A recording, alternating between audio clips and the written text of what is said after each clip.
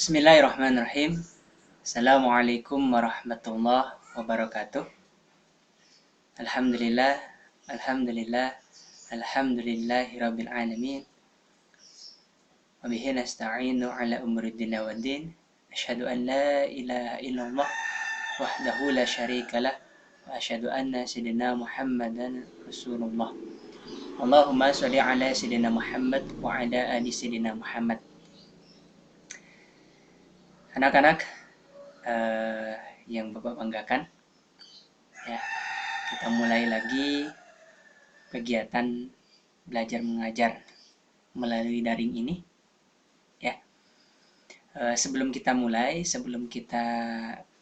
laksanakan kegiatan belajar mengajar ini, alangkah baiknya kita berdoa terlebih dahulu.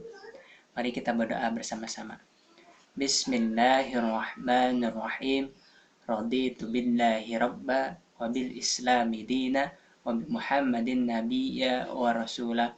Rabbi zidni ilma warzuqni fahma birahmatika ya arhamar rahimin. Alhamdulillah alamin. Anak-anak, mudah-mudahan kalian selalu dalam lindungan Allah Subhanahu wa taala, ya. Selalu disehatkan sehingga bisa mengikuti setiap kegiatan di daring ini, ya, di kegiatan daring ini dari mulai awal sampai akhir. Dan mudah-mudahan segala hal kegiatan yang kita laksanakan menjadi amal ibadah, pahala di hadapan Allah Subhanahu wa taala. Amin ya Allah rabbal alamin. Anak-anak, kita masuk materi baru, ya. Kemarin kita membahas tentang Asmaul Husna, ya, di bab pertama. Sekarang di bab kedua kita akan bahas tentang menutup aurat, ya, menutup aurat. Oke, mungkin ini sudah kebayang, ya, dalam benak kalian. Kalau misalkan materinya menutup aurat, berarti ini berkaitan tentang tata cara berpakaian, ya. Jika ada yang berpikir seperti itu, memang betul, ya. Kenapa materi ini ada di kelas 10 di SMK ini, di SMK dan SMA sederajat? Karena banyak di antara kita manusia, kaum muslimin wal muslimat, khususnya wanita, ya, yang mana sampai saat ini belum menutup auratnya, sehingga auratnya terlihat oleh siapapun di luar sana. Maka dari itu kita pelajari, kenapa sih kita harus menutup aurat, ya, kenapa kita harus melaksanakan perintah Allah yang satu ini. Karena banyak hal yang berkaitan dengan menutup aurat ini, ya. Kita mulai saja, ya. Oke, kompetensi dasarnya yaitu menganalisa ketentuan berpakaian sesuai syariat Islam, ya. Jadi di sini akan menjelaskan tentang bagaimana sih cara berpakaian sesuai syariat Islam ini. Apakah yang selama ini kita gunakan itu sudah sesuai syariat atau belum? Jangan karena mentang-mentang pakai jilbab akhirnya menganggap bahwa ini sudah sesuai dengan syariat Islam. Oh, belum tentu, ya. Ya. Jadi dengan memakai kerudung, ya, atau jilbab yang kita pahami secara umum, ya, bahwa itu seolah-olah sudah merepresentasikan bahwa dia itu menggunakan pakaian Islam, padahal belum tentu. Makanya di sini Bapak akan menjelaskan secara detail, insya Allah, bagaimana tata cara menggunakan pakaian yang sesuai syariat Islam ini. Oke, KD keterampilannya, ya, 4,5, menyajikan bagaimana keutamaan dan mempraktekkan tata cara berpakaian sesuai syariat Islam, ya. Setelah kamu tahu ilmunya, ya, maka dipraktekkan. Nah, itu yang paling utamanya, ya. Tahu ilmu tidak dipraktekkan itu akan menjadi sia-sia. Makanya di sini targetnya adalah kamu tahu ilmunya bagaimana, pertama. Yang kedua, aplikasi dalam kehidupan kita masing-masing. Oke. Ya. Oke. Nah, di sini akan Bapak buka dengan sebuah ayat tentang menutup aurat ya. Ya, jadi kenapa kok kita itu selalu dikaitkan dengan ayat Al-Qur'an ataupun hadis?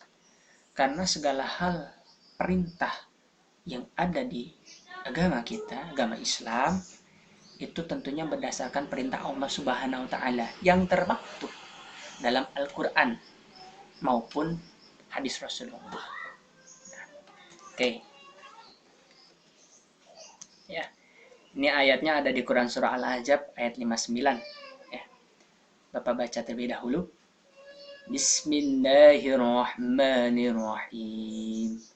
Ya ayyuhan nabiy qul li azwajika wa banatika wa nisa'il mu'minin yudnina 'alaihinna min jallabibihinna dzalika adna an yu'rafna fala yu'dain wa kana Allahu ghafuran rahima. Nah, ini Quran surah Al-Ahzab ayat 59 ini menjadi dasar kenapa harus yang namanya menutup aurat itu. Oke. Ya. Kita lanjut. Nah, sebelum kita mengetahui bagaimana tata cara berpakaian yang sesuai syariat Islam itu, tentunya kita harus tahu dulu. Judulnya kan menutup aurat. Auratnya apa sih? Gitu kan? Aurat itu apa sih? Mungkin sebagian dari kita, mungkin kalian semua ada yang sudah tahu bahwa aurat itu ini misalkan ya. Aurat itu adalah dari kaki ke bawah misalkan gitu ya. Aurat itu adalah, mohon maaf, kemaluan. Aurat itu adalah sesuatu hal yang tidak boleh ditampakkan misalkan ya. Nah, dalam khasanah keislaman ini juga aurat itu dibagi menjadi dua ya. Pertama, secara bahasa. Ya, secara bahasa aurat itu memiliki makna malu, aib, atau buruk. Nah, ini 3 poin ini ya. Pertama, malu, aib, buruk.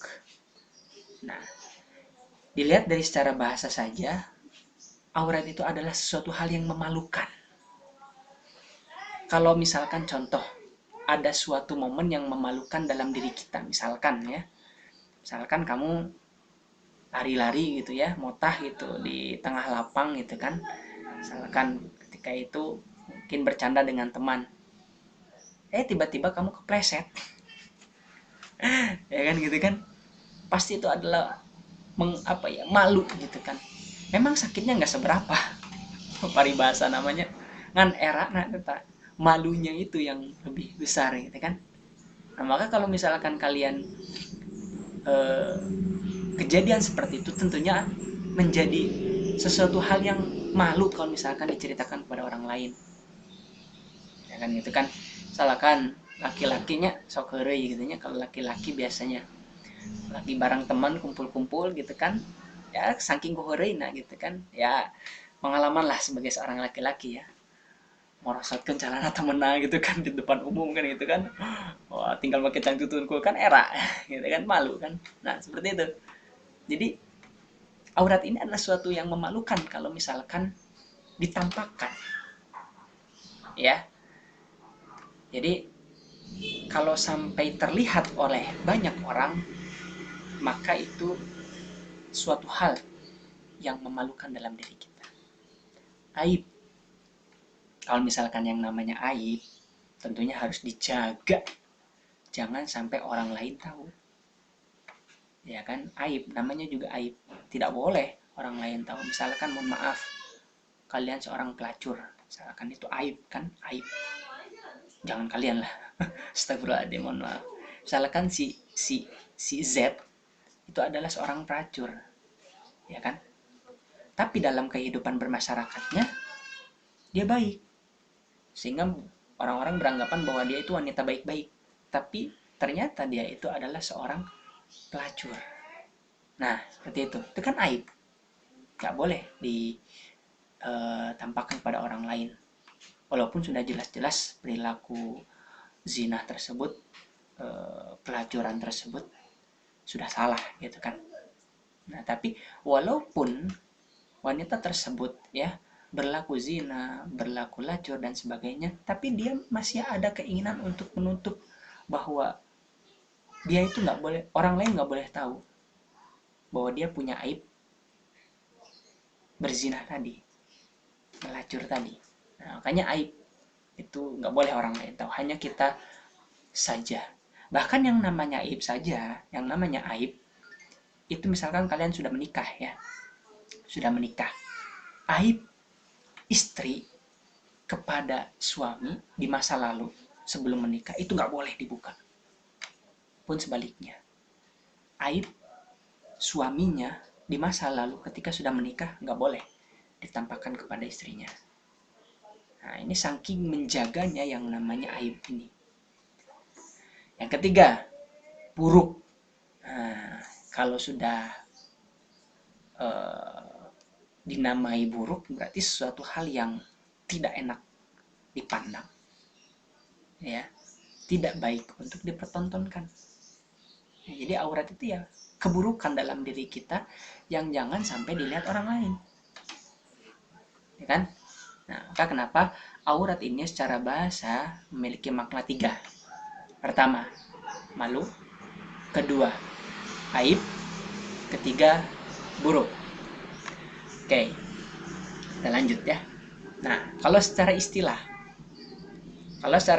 itu adalah aurat adalah batas minimal dari bagian tubuh yang wajib ditutupi karena perintah Allah.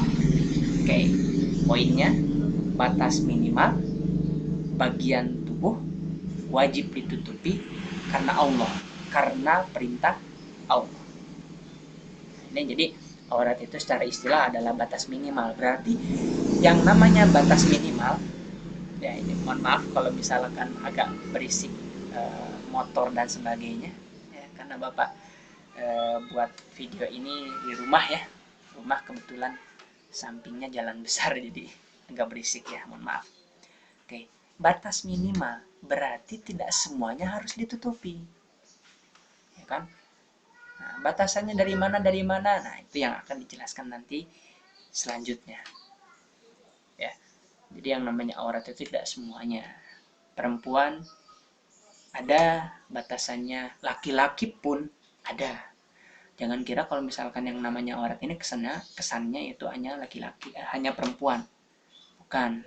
Laki-laki pun sama memiliki auratnya masing-masing. Oke. Ya, kita lanjut. Nah, ini jilbab dan busana muslimah ini ya. Kadang orang masih bingung memaknai jilbab, apa sih bedanya jilbab sama busana muslimah. Ya, mungkin sebagian dari kita beranggapan bahwa jilbab itu ya yang ada di kepala, kurudung. Ya kan, rata-rata orang berpikir jilbabnya kurudung. Nah, padahal bukan. Nah, kita lihat maknanya bersama-sama. Nah, kalau jilbab itu adalah sebuah pakaian yang longgar untuk menutup seluruh tubuh perempuan kecuali muka dan kedua telapak tangan, yaitu jilbab. Ya. Nah, ini memang diperuntukkan, makna jilbab dan busana muslimah ini memang diperuntukkan kepada wanita ya. Tapi kalian para laki-laki pun harus tahu, sehingga nanti kalau misalkan sudah punya istri, sudah diberi amanah anak perempuan, kalian sudah tahu. Jadi harus tahu ya. Nah, jilbab itu jadi sebuah pakaian yang longgar untuk menutupi seluruh tubuh perempuan kecuali muka dan kedua telapak tangan. Ya. Nah, yang namanya jilbab itu digunakan oleh semua agama. Tidak hanya milik umat Islam. Kita lihat mungkin di